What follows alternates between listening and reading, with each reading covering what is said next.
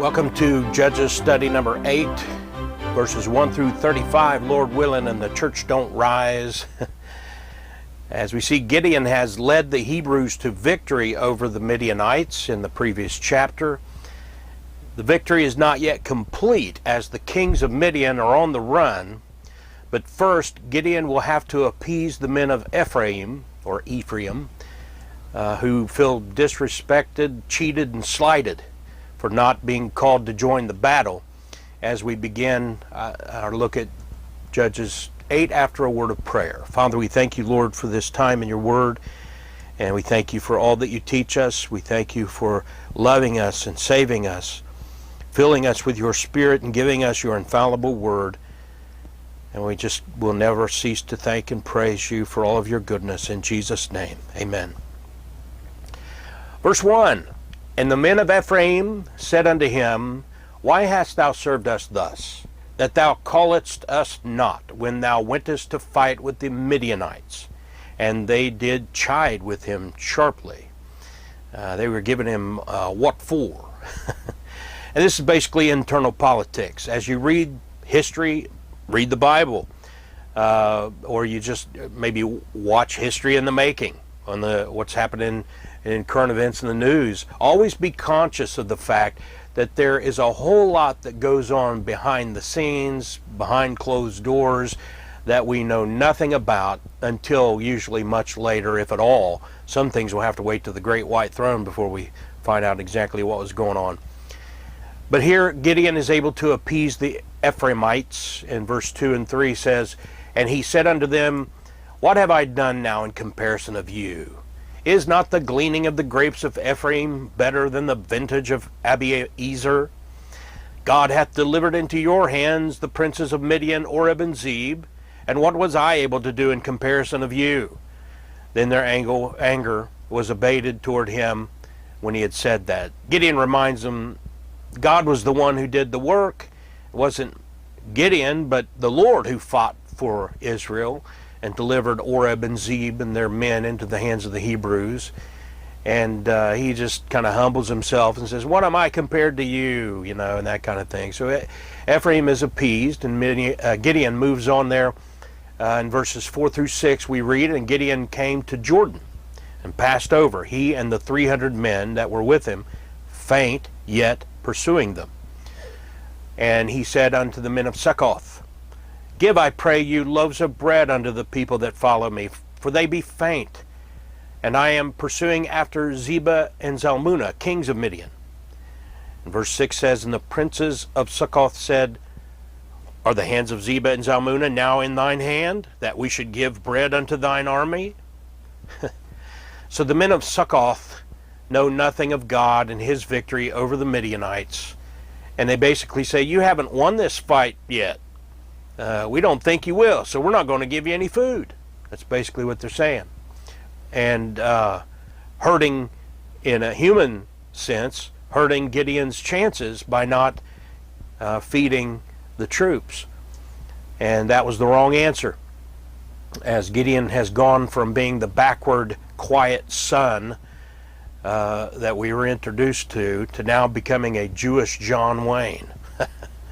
Verse 7, And Gideon said, Therefore, when the Lord hath delivered Zebah and Zalmunna into mine hand, then I will tear your flesh with the thorns of the wilderness and with briars. If you turn this into a Western, Gideon would say, I'll be back. In the meantime, all my men saddle up, we're burning daylight.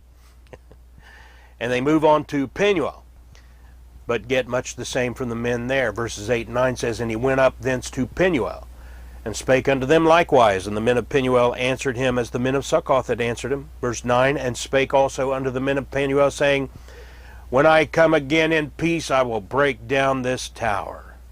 Gideon's going to take care of the Midianite kings first, and then he's going to deal with the men of Penuel and Succoth on his way back to the fort.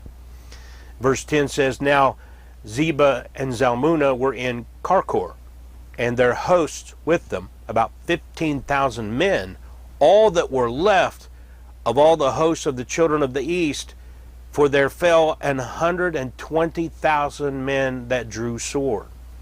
Those are some major losses.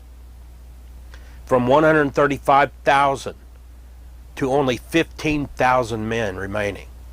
That's why we say they had already lost the battle, but it wasn't total yet. But that's an almost 89% casualty rate in the loss of fighting men, if my math is correct. That's astounding. But it's not finished. Verse 11, and Gideon went up by the way of them that dwelt in tents on the east of Nobah and Jogbehah, and smote the host. Listen, for the host was secure. Gideon's men caught these Arabian nomad Midianites off guard, and he crossed the Jordan and found the men at ease, because they believed Gideon's men would be too tired to fight and attack during the night. That's what's meant by for the host was secure. It really is very similar in some ways to George Washington's Christmas night attack on the Hessian Germans who were fighting for the British in 1776, Christmas night and the day after Christmas, where the Hessians were at rest, a whole lot of drinking going on, because they just didn't think Washington would attack on a holiday. It was cold, and it was a major feat to pull off, and they just didn't think that the Americans would have it in them, especially on the holidays. If you're not familiar with that event, you ought to take time to read up on it. But here Gideon's men commenced the slaughter, and the kings ran off. Again, verse 12 says, and when Zebah and Zalmunna fled, he pursued after them, and took the two kings of Midian, Zebah and Zalmunna, and discomfited all the host. So the kings were captured, the Midianite camps were vanquished, but Gideon now gets his second win, so the fighting isn't over. And he heads on out and pursues and took the two kings. And verse 13 says, and Gideon the son of Joash returned from battle before the sun was up, and caught a young man of the men of Succoth, and inquired of him, and he described unto him the princes of Succoth, and the elders thereof, even 70 men. So Gideon captures this young guy from Succoth, and he gets some intel about what's going on in the camp and everything, in the town. And you remember that the men of Succoth had aided and abetted the enemy by refusing to feed Gideon and his men. So now it's payback time.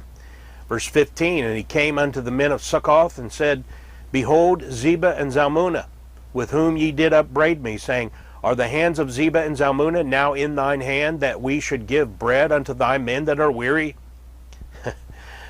So the men of Succoth had mocked Gideon, saying, you haven't caught the kings of Midian, and we're not beholden to you, so move on.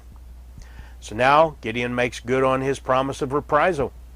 Verse 16, and he took the elders of the city, and thorns of the wilderness, and briars, and with them he taught the men of Succoth.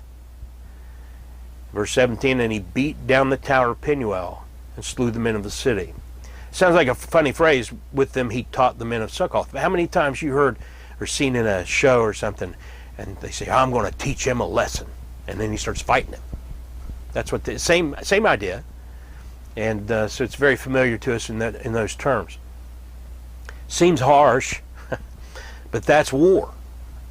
I hate war. God hates war.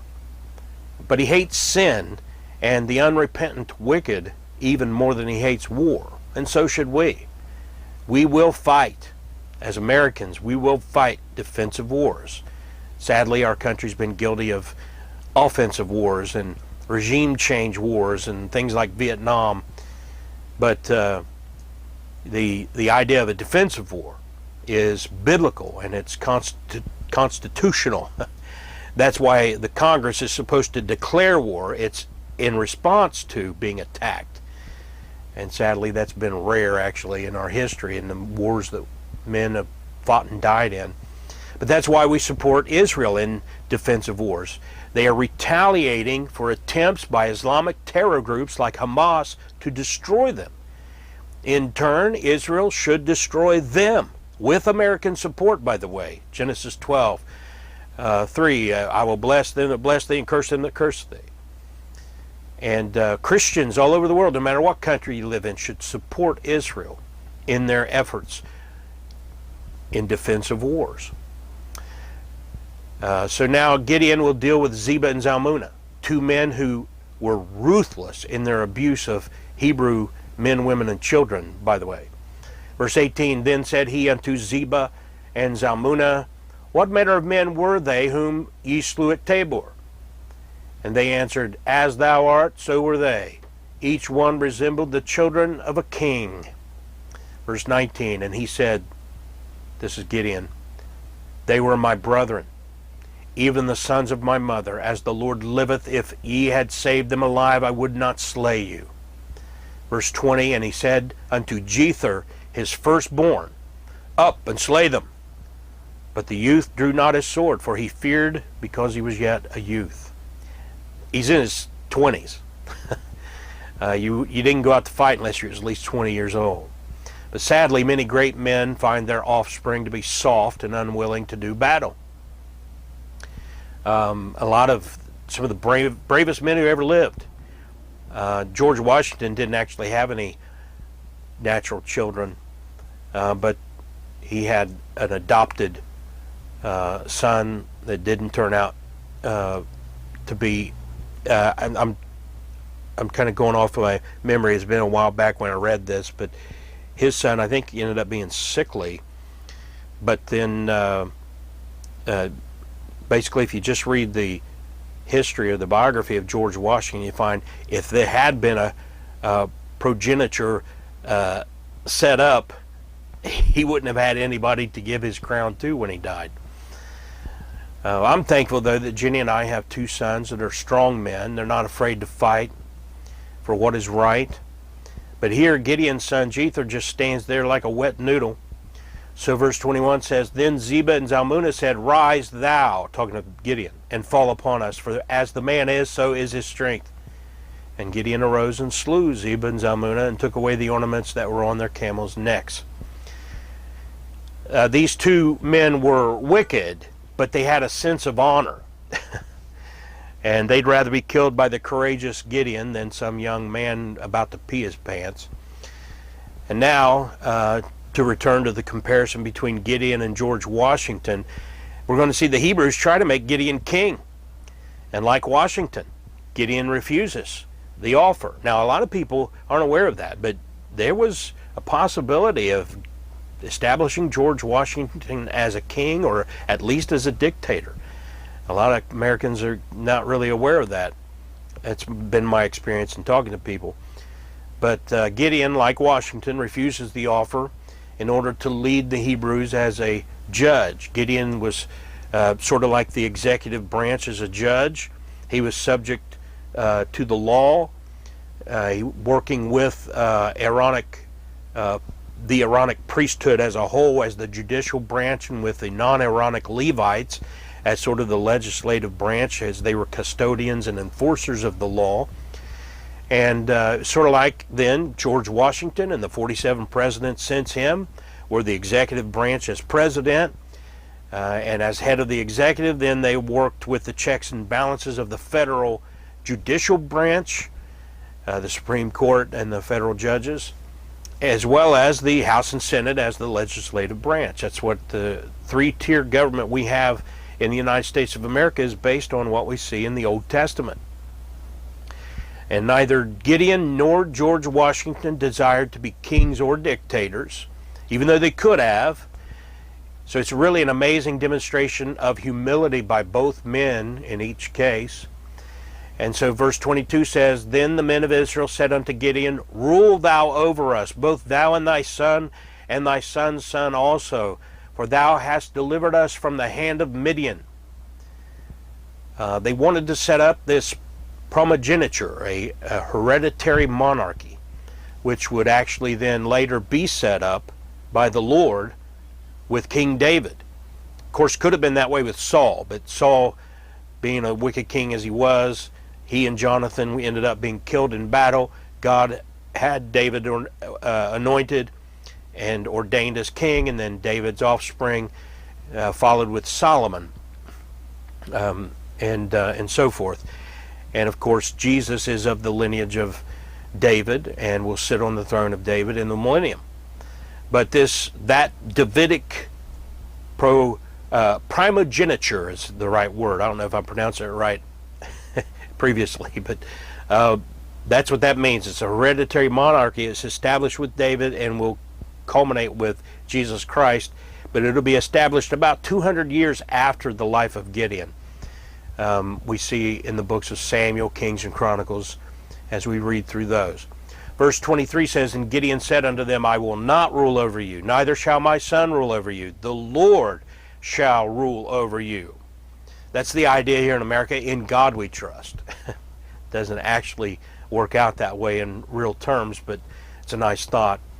But sadly, just when Gideon here looks like an amazingly wise and humble man, he does something really stupid and foolish, as we read here through verse 26, beginning in verse 24. "And Gideon said unto them, I would desire a request of you, that ye would give me every man the earrings of his prey. For they had golden earrings, because they were Ishmaelites. And they answered, We will willingly give them. And they spread a garment, and did cast therein every man the earrings of his prey. And the weight of the golden earrings that he requested was 1,700 shekels of gold, beside ornaments and collars and purple raiment that was on the kings of Midian, and beside the chains that were about their camels' necks." Now that's quite a haul. It should be enough to set Gideon up for life. And a case might be made that that was an acceptable thing to do, but that's not really what he uses these for. What happens next really just boggles the mind after we see him with humility and not taking a role that God had not called him to as king and so forth. But here, look what it says, verse 27. "And Gideon made an ephod thereof, and put it in his city, even in Ophrah. And all Israel went thither a-whoring after it, which thing became a snare unto Gideon and to his house." It reminds us of Aaron doing something similar back in Exodus. And while Moses is up on the mountain with God, and Aaron, when he's confronted, I just love Exodus 32:24. "And I said unto them, whosoever hath," this is Aaron speaking, "whosoever hath any gold, let them break it off. So they gave it me. Then I cast it into the fire, and there came out this calf." The way it's worded, he really seems to be like, and look, I mean, it just came out. And so what was I to do? It's, again, because I mentioned George Washington. He was a great man, but he was a Freemason. His religious and theological ideas expressed in his writings and words were very shallow. But it's, again, like King David. He murdered Uriah to take his wife Bathsheba. Then came Solomon, and he married pagan women and took part in their pagan worship, actually worshiping devils in reality. He took Israelite tax money and built pagan temples. And Gideon would make some sort of counterfeit ephod, like the one worn by the high priest in the tabernacle, which was a blasphemous thing. And it would become a snare to the Israelites. It just serves to remind us to follow God and His Word, and only follow men when they follow God and His Word. That's including me. When I'm your teacher, if I'm your pastor, fine. There is a place for that. God has established pastors and elders in the local churches, and that we're to be there, but not to lord over you, but to follow as examples. And when a man stops being a good biblical example, you stop following him. Verse 28, "Thus was Midian subdued before the children of Israel, so that they lifted up their heads no more. And the country was in quietness 40 years in the days of Gideon." So God has to include this in there. So you know that, yeah, they defeated the Midianites and they had peace for 40 years. But here this thing with Gideon kind of put a damper on everything. Things could have been and should have been a whole lot better than they actually ended up being. But God in his mercy and long-suffering gave Israel peace for a generation in spite of their failings and spiritual backsliding. First of all, just like he's doing in the United States of America and in Canada and England, all those countries, all of Europe should be just totally wiped out. But God is long-suffering and merciful. But he's been that way to Greg, and he's been that way to fill in the blank with your name. There have been plenty of times we deserved punishment.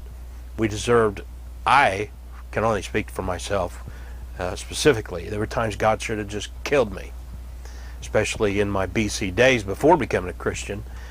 But thankfully he didn't, and I lived long enough to get saved. And since then, even when I've failed him since then, he's long-suffering, but he does allow us to suffer consequences.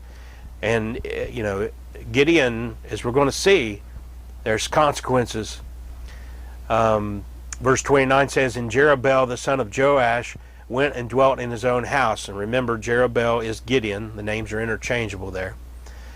Verse 30, and Gideon had 70 sons of his body begotten, for he had many wives. Just a funny way to say that.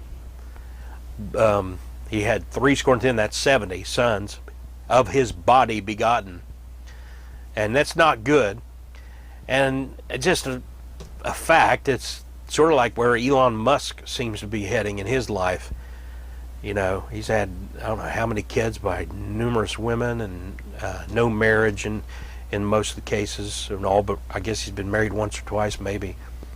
I'm not an expert on his life and private life, and I don't want to be, but don't stop praying for his soul. If you ever pray for Elon, he's a man, he's mortal, just like any of us. Love to see him get saved. He's shown some signs, of interest. And he befriended the people at Babylon Bee and other Christians. He's befriended, but he's so just brainwashed with the Darwinian stuff. And he's living like it. That's why he's living the way he is. Gideon shouldn't be living like that, but he's believes in God and all that, but still like King David, like Solomon, like so many and others. And there's men even today who some people probably think they're not even saved because of the way they behave. But there can be men who are saved and they do those things, but there will be consequences. And Gideon, he's still, just as people are quick to condemn Elon and others like him to hell, Gideon had 70 sons and an untold number of daughters, with how many women we don't know, but in the Hall of Faith, Hebrews 11:32, and what shall I more say? For the time would fail me to tell of Gideon. Right there in the Hall of Faith. Gideon is still listed with the saints, and we can expect to see him in heaven, but God does lift his hand of blessing and protection. So don't think for a second that Gideon got away with his sin. Verse 31, and his concubine that was in Shechem, she also bare him a son, whose name he called Abimelech. Remember that guy. There's more than one Abimelech in the Bible, but this Abimelech is bad news. Verse 32, and Gideon the son of Joash died in a good old age, and was buried in the sepulchre of Joash his father, in Ophrah of the Abiezrites. And verse 33 says, and it came to pass as soon as Gideon was dead, that the children of Israel turned again and went a whoring after Balaam, and made Baal-berith their god. When people put their faith in a pastor or leader instead of God and his word, then they fall away when that pastor or leader falls away or dies. It's a sad truth. I've seen it many times through the years. Baal-berith means Lord of the covenant, false Lord with a false covenant, because Israel in apostasy entered into a covenant, a false covenant, with the Canaanites. And it was in rebellion against God's covenant, which they were already under. It was a terrible betrayal, and spiritual darkness fell over the land. Verse 34, and the children of Israel remembered not the Lord their God, who had delivered them out of the hands of all their enemies on every side. And then verse 35, neither showed they kindness to the house of Jerubbaal, namely Gideon, according to all the goodness which he had showed unto Israel. And when we pick up the next chapter, we're going to see Gideon's sin would be visited upon Israel after his death in a terrible slaughter by the usurper judge that we were introduced to back in verse 31, Abimelech. And we will see the ugliness of sin and the fact that God has his own timing in dealing with sin. And would say that he was gracious and patient and allowing Gideon to die first before these things befell the sons of Gideon that we'll see next time, Lord willing, and the church don't rise.